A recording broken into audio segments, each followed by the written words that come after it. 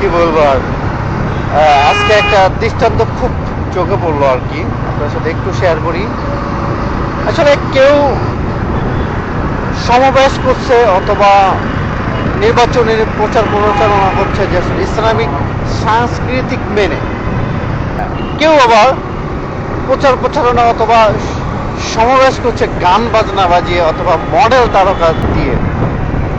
আসলে অনেকে কমিটমেন্ট করে কমিটমেন্টগুলো রেখেছে, আবার কেউ কমিটমেন্ট না করে কমিটমেন্ট রেখেছে।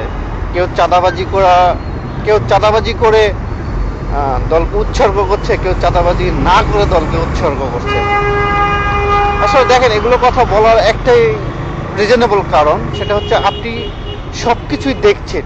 দেখেন, আমরা কিন্তু সবাই এখন ওই 90-এর দশকে নেই বা 2001 সালের দশকে নেই যে আমাদেরকে বিটিভি দেখে আমাদেরকে ডিসিশন নিতে হবে বা বিটিভি দেখার জন্য আমার অধীর আগ্রহে বসে থাকতে হবে। কখন 8টা বাজবে, কখন 7টা বাজবে, কখন 10টা বাজবে, আমাকে খবর দেখতে হবে।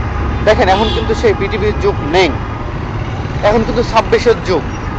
ঘরে ঘরে আপনি অ্যান্ড্রয়েড সেট, আপনি সচেতন, আমি সচেতন, আমার কাছে মোবাইল, আপনার কাছে মোবাইল, চাইলে আপনি দেশের এক প্রান্ত থেকে আরেক প্রান্তের খবর আপনি নিতে পারেন।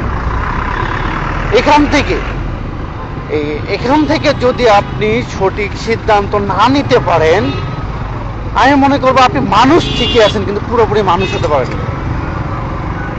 হ্যাঁ, আমি জানি যে কথাটা একটু হার্ড হয়েছে। হ্যাঁ, আমি একটু হার্ড করে কথাটা বললাম। এত কিছু দেখার পরেও যদি আপনি সঠিক সিদ্ধান্ত না নিতে পারেন, তাহলে আপনি মানুষ ঠিকই, বাট পুরোপুরি মানুষ হতে পারেন। ইয়েস,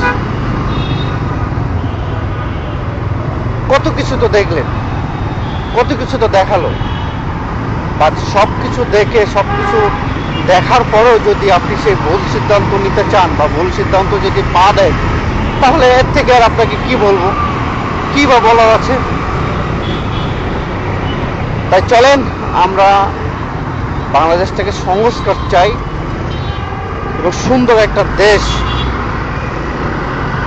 দুর্নীতিমুক্ত, চাঁদাবাজ মুক্ত, সব কিছু থেকেই আমরা একটা মুক্তি চাই, যেখানে থাকবে আপনার আমার স্বাধীনতা।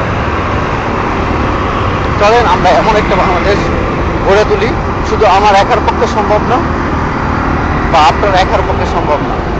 চলেন, আমরা এমন একটা বাংলাদেশ গড়ে তুলি। আল্লাহ হাফেজ।